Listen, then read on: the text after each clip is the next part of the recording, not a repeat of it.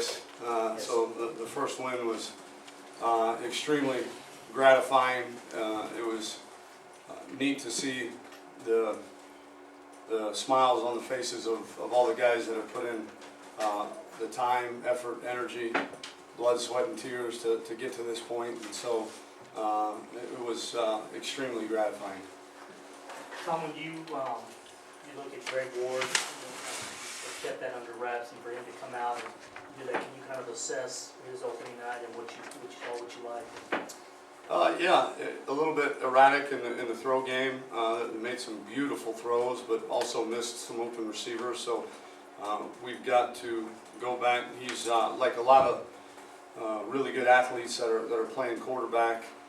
At times, I think they let their footwork and fundamentals slide a little bit. It's something that he's got to make a conscious effort every single time he drops back to throw the football to make sure that his feet and hips and shoulders and everything are the way that they're supposed to be, because a guy like that, 8 times out of 10 can get away with poor mechanics and poor fundamentals, but it's those 2 times that he doesn't, and that we expect him to be 10 for 10, and so we've just got to go back and continue to work on his fundamentals. But as far as his leadership ability, playmaking ability is off the charts.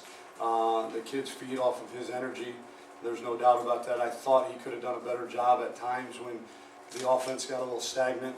I think he got stagnant, and the great quarterbacks can't do that. They've got to rise above the dip in momentum and pick their teams up, and so that's something that we'll work really hard with him this week on, because obviously we're going to face some adversity in every game this year.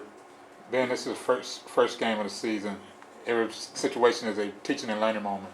Defensively, what did you see tonight that could be a teaching moment going forward?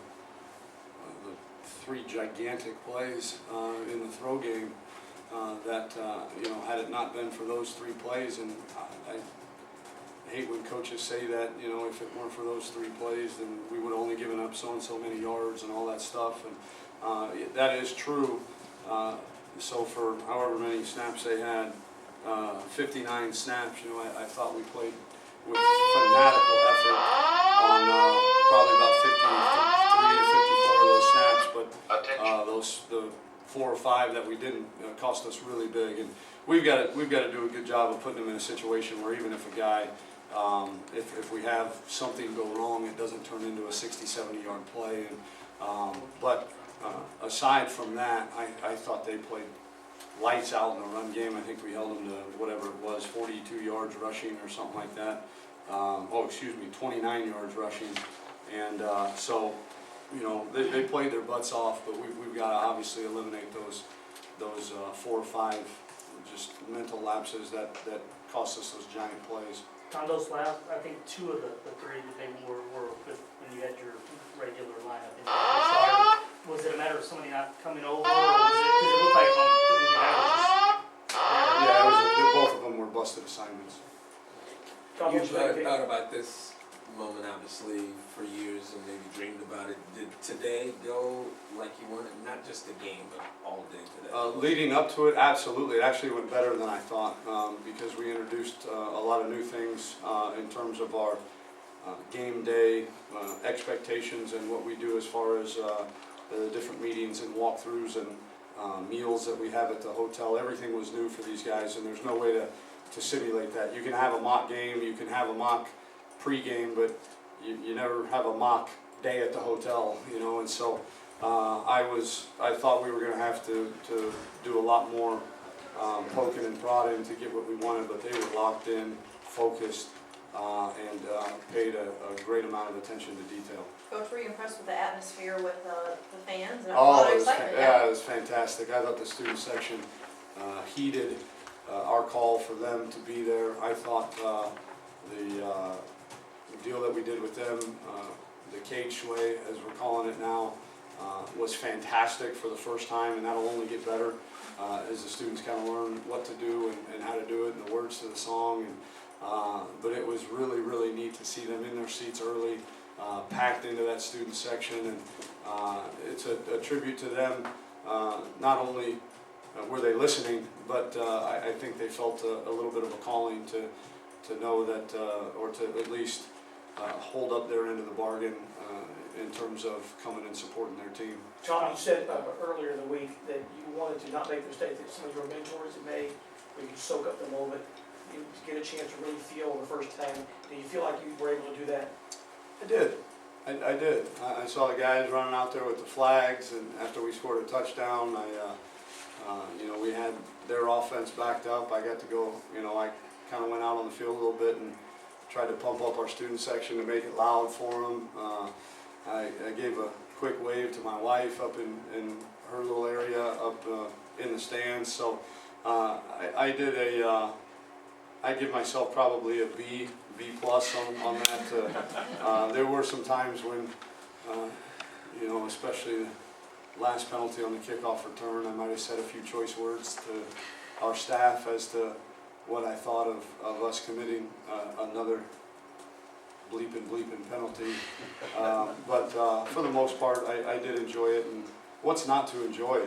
That stadium, especially with the enhancements that we've made with the wrap around it and the graphics, and obviously the student section was huge, absolutely huge, and it was a beautiful night for football, and I did my best, Mark, to make sure that I enjoyed it.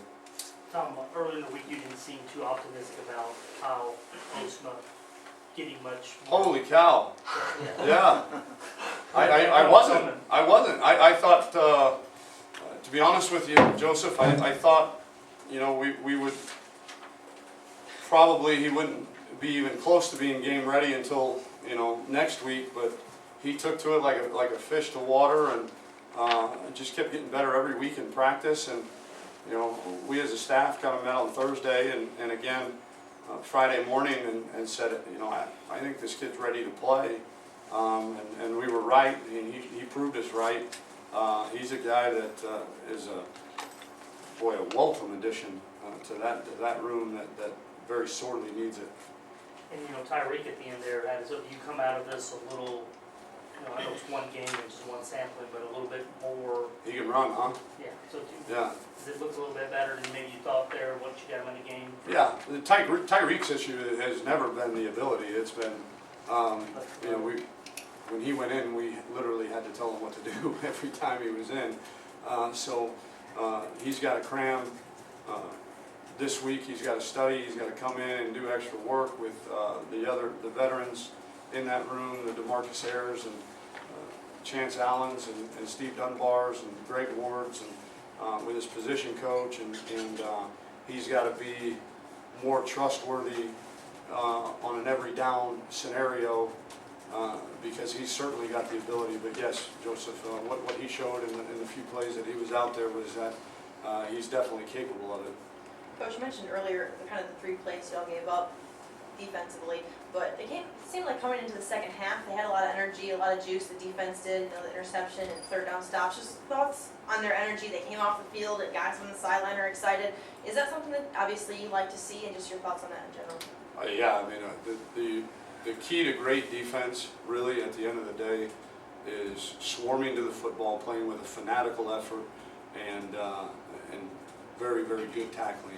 And we have all of those things on our defense. We've got very passionate guys, and I think it starts not just from the leaders in terms of coaches, and I think I've got the finest defensive staff in America in Todd Orlando, Craig Nyber, Oscar Giles, and Jason Washington, but I've got 2 of the finest captains on defense in Landon Roberts and Adrian McDonald that bring that kind of energy, that kind of juice. Really, regardless of score, those guys are going to, regardless of practice period, could be practice 12 of training camp, 109 degrees, and those 2 guys are out there flying around, flying to the football, playing with fanatical effort. And that's, when you do that on defense, you're going to have a chance to be successful, and we certainly can do that. Can you give us your reason why you waited so late to announce the starting quarterback, and elaborate on how difficult it was for you to make the decision? The only reason we waited was because just felt like we didn't want to give our opponent an opportunity to prepare for the 2 different styles of guys. Obviously Adam's a more maybe polished passer, more drop back guy, and Greg is more of a read option, get the ball on the perimeter kind of guy. And so we wanted to keep that under wraps as long as we could and not give them any extra advantage in preparation. And then to answer your second part of the question, it was really hard. Adam Schultz is a hell of a player, hell of a quarterback, and a great kid. You know, we told him when we made the decision, we told both those guys earlier in the week. We didn't tell the team. Told both those guys early in the week who it was going to be, and had them both in the room. You know, we wanted them both to hear the same message. And we told Adam, you know, statistics show we're going to need you at some point to win the game. And if you need to look no further than your head coach. In our first year at Ohio State, you know, Braxton Miller gets knocked out against Purdue, and we're down by 8, and we bring in Kenny Guyton from Aldine Eisenhower, and he leads us back to a double overtime victory. And then obviously the well-documented quarterback situation at Ohio State again this year. So Adam's a pro. Adam's a great leader. He's a great young man that understands that his time will come, his chance. You know, at some point in this season, his team is going to count on him to lead them to victory, and I have no doubts that he'll be ready. Tom, along the lines of enjoying the moment, how much do you allow yourself to enjoy this win before you start thinking about game 2? When you guys let me out of here? That's what I thought. Yeah, I mean, I'm going to enjoy it tonight, and tomorrow morning probably wake up, have some brunch with my family, maybe go to, actually we're having a service at our field house, but I'm going to enjoy it tonight and tomorrow morning, and we'll go in, and we'll enjoy it tomorrow too, Mark, to be honest with you. As a team, we'll have a team meeting, and we'll congratulate and recognize the players of the game and the big plays in the game, and then we'll put it to bed and go out on the field and introduce Louisville to the team and get a start on Louisville tomorrow night. Tom, was it just a matter of matchups and stuff as far as how much you use Sparrow in the game, or was it just, I mean, because he had, what, 11 carries, but I mean, were you planning on using more? Was that about? He wasn't running real good, to be honest with you. And I got to figure out why, because he's our best player on offense. Now, it worked out well that the game got to the point where we didn't need him to go back in to do anything. So I think it was a combination of those things. It certainly, I say that, he wasn't running real well, that's the truth, but that's not why he only had 11 carries. It wasn't like we pulled him. It was just kind of the normal course of rotation, and then once the game got to a point where we knew we didn't need him to win the game, it was, hey, let's get him out and keep him fresh for next week. Coach, you talked a little bit about the little bit sloppy play there, 5 fumbles, you only lost 1. Is that something you can chalk up to first game jitters, or? Yeah, it was really 2. You know, Kenneth fumbled 1, and Marcus fumbled 1, which they recovered, and the other 3 were bad snaps, which is, you know, you never want to make an excuse, but we got a redshirt freshman center playing in his very first game out there that, you know, the ball got a little wet, his hands got sweaty, as they tend to do in Houston, Texas in early September, and those snaps were poor, and there's no excuse for it, but that part of it we can correct. And the 2 fumbles were interesting to me because we pride ourselves in just being, I mean, absolutely fanatical about the way that we teach and demand ball security from everybody that carries the football. And I didn't see it. I saw it in practice for 40 some odd practices throughout spring and 2-a-days, and then for whatever reason the kids didn't carry it over into the game, and that obviously was the reason for Kenneth's fumble and DeMarcus's fumble. So we'll watch those on film, see where we went wrong, and go back to our basics. And you know, if we got to have a whole period on how to carry the football next week, we will, because that's those two fumbles are absolutely unacceptable. There's no place for ball security or for poor ball security in our offense. Anything You else? say you I'm good. waved at Michelle at some point. Do you remember what specific point it was and why you chose that moment? I thought it was in maybe the end of the 3rd, maybe beginning of the 4th quarter. I was just in one of those moments that I reminded myself to I think it was actually after we scored a touchdown, I watched the guys, are they wearing chaps, by the way? Are those guys that run out there with the flags, they're wearing chaps? They're riding horses, like imaginary horses or something. But, so I watched those guys and just kind of had in my head, you know, enjoy the moment, kind of looked around the student section, and I looked up in the corner where she sits, and figured her and my family would be up there, and gave her a little wave. I doubt she saw it. She was probably preoccupied or running around chasing these little red rats, but made me feel good knowing I did it. Tom, do you take anything from the game tangible as a memento? As it's the first time you've been a head coach, you worked a long time to get here. Or football, anything from the game you take home, or that's just not what you do? Yeah, the W is good enough.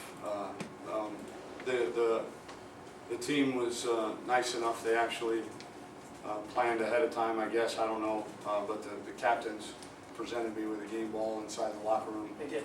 Yeah, so that meant a lot to me, and so that'll certainly go up on a shelf and be cherished for a long time. Is that an emotional moment? Yeah. I mean, they are. They're. I get pretty emotional just with this team, and especially the senior class, because of how hard they fought for us, and how much they bought in, and you know, and didn't have to. In a lot of places, that doesn't happen when you transition coaches. The senior classes, or the senior class guys, are the ones that provide the most pushback, and for us, it's been the complete opposite. Our seniors have provided the most buy-in, and so anytime I get a moment with those guys like that, it's pretty emotional. Is there something special after the game that extended? It took you a long time to get here, or is that? Yeah, well, is that that's what pretty expect normal. for you? We call up, we say a quick voluntary prayer, and then we call the coordinators up, and they single out, like Coach Applewhite called up Greg Ward, he called, and they say a few words to the team. They called up DeMarcus Ayers and Kyle Postma, they all say a few words to the team, and Coach Orlando does the same with a few guys on defense, and then Coach Washington, a few guys on special teams, and then you know, we presented Hunter Yurachek with a game ball, we presented Dr. Couture with a game ball, and then I gave them a few words of wisdom of what was expected of them tonight as they celebrate, and then also coming in tomorrow being a work day, and coming to the office with their minds right, and then we sing the fight song. And then David makes me go do a radio interview, so that's kind of the timetable. Good? Good. Thanks, guys.